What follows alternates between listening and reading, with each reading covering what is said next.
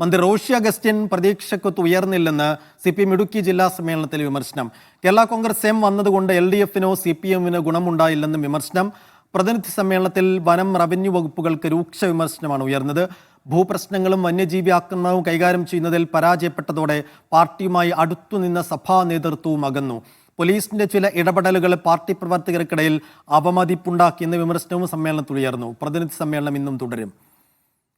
സിജോ വർഗീസ് വിശദാംശങ്ങൾ നൽകും. സിജോ, ഇന്നലെ വനം മന്ത്രിക്കെതിരെയായിരുന്നു രൂക്ഷമായ വിമർശനം ഉയർന്നതെങ്കിൽ ഈ മന്ത്രി റോഷി അഗസ്റ്റിൻ്റെ പ്രവർത്തനത്തിലും കാര്യമായ അഭിപ്രായ വ്യത്യാസങ്ങൾ പ്രവർത്തകർക്കടക്കമുണ്ട് എന്ന് ഈ പ്രതിനിധികളുടെ വിമർശനങ്ങളിൽ നിന്ന് മനസ്സിലാക്കുകയാണ്. എന്താണ് അതിനകത്ത് റോഷി അഗസ്റ്റിനെതിരെ ഉയർന്ന വിമർശനങ്ങൾ?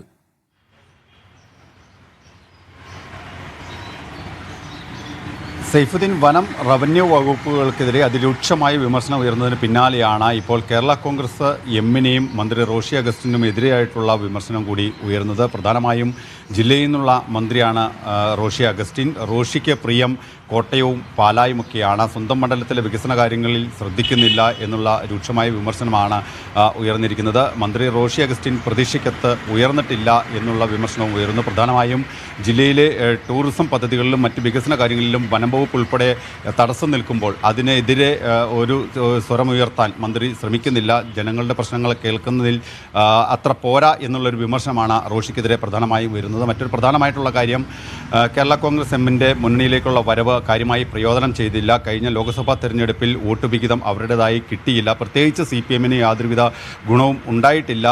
പാർട്ടിയുമായി സഹകരിച്ച് CPM-യുമായി സഹകരിച്ച് പോകുന്ന ഒരു സമീപനമല്ല കേരള കോൺഗ്രസ് എം സ്വീകരിക്കുന്നത് എന്ന തരത്തിലുള്ള ഒരു വിമർശനവുമാണ് ഏറ്റവും കൂടുതൽ ഉയർന്നിരിക്കുന്നത്. ഈ കേരള കോൺഗ്രസ് എം വന്നത് UDF-ൽ നിന്നാണ്. അതുകൊണ്ട് തന്നെ അവരുടെ മനസ്സിപ്പോഴും UDF-നൊപ്പമാണ്. പലരുടെയും വോട്ട് ആ വഴിക്ക് പോകുന്നുണ്ടെന്നുള്ള തരത്തിലുള്ള വിമർശനവും പ്രധാനമായും ഉയർന്നിട്ടുണ്ട്. ഇതിനോടൊപ്പം തന്നെ ചേർത്ത് പറയേണ്ട ഒരു കാര്യമാണ്, ആഭ്യന്തര വകുപ്പിനെതിരെ അതിരൂക്ഷമായിട്ടുള്ള വിമർശനം ഉയർന്നിട്ടുണ്ട്. പാർട്ടിക്കാർക്ക് പോലും ഈ പല പോലീസ് സ്റ്റേഷനുകളിലും കയറി ചെന്ന് കാര്യങ്ങൾ പറയാൻ പറ്റാത്ത ഒരു അവസ്ഥയാണ് പ്രധാനമായിട്ടും ഉള്ളത്. പോലീസിനെ നിയന്ത്രിക്കുന്നതിൽ ആഭ്യന്തര വകുപ്പ് പലയിടങ്ങളിലും പരാജയപ്പെട്ടിട്ടുണ്ടെന്നുള്ള തരത്തിലുള്ള ഒരു വിമർശനവും ഈ പ്രതിനിധി സമ്മേളനത്തിൽ ഉയർന്നിട്ടുണ്ട്. ഏറ്റവും പ്രധാനമായും പങ്കുവെക്കേണ്ട ഒരു കാര്യം, സർക്കാരിനെതിരെ അതിരൂക്ഷമായിട്ടുള്ള വിമർശനവും ഉയർന്നിട്ടുണ്ട്. പ്രത്യേകിച്ച് ഇടുക്കി പാക്കേജ്.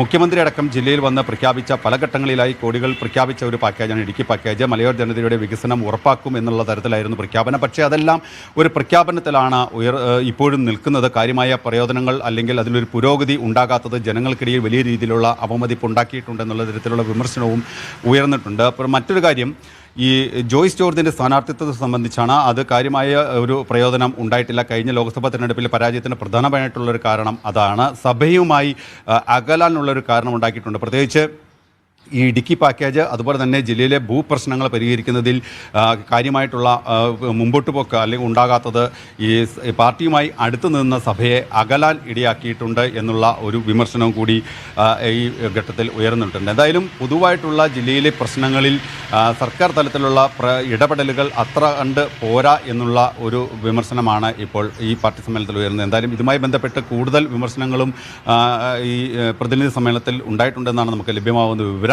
എന്തായാലും ഇന്നും ഈ ജില്ലാ സെക്രട്ടറി CV വർഗീസ് അവതരിപ്പിച്ച പ്രവർത്തന റിപ്പോർട്ടിന്മേലുള്ള ചർച്ചകൾ, ഗ്രൂപ്പ് ചർച്ചകൾ അത് ഇന്നും തുടരും. ഇന്നും ഇത്തരത്തിലുള്ള വലിയ രീതിയിലുള്ള വിമർശനങ്ങൾ ഉയരും. ചില ഇടങ്ങളിൽ ഒരു വിമത സ്വരങ്ങളൊക്കെ ഉയർന്നിരുന്നു. അതുമായി ബന്ധപ്പെട്ടിട്ടുള്ള പ്രശ്നങ്ങളെല്ലാം തന്നെ ഉയർന്നിട്ടുണ്ട്. ചില ആളുകൾ, ചില നേതാക്കൾ പണം വാങ്ങുന്നുണ്ട്. അത്തരത്തിൽ ആളുകളെ ചെവിക്ക് പിടിച്ച് പുറത്താക്കുമെന്നൊരു സൂചന ഇന്നലെ തന്നെ സംസ്ഥാന സെക്രട്ടറി MP ഗോവിന്ദൻ നൽകുകയും ചെയ്തിട്ടുണ്ട്. എന്തായാലും ഇതുമായി ബന്ധപ്പെട്ടിട്ടുള്ള വിശദീകരണങ്ങളും വിലയിരുത്തലുകളും എല്ലാം തന്നെയായിരിക്കും ഇന്നും ഉണ്ടാവുക.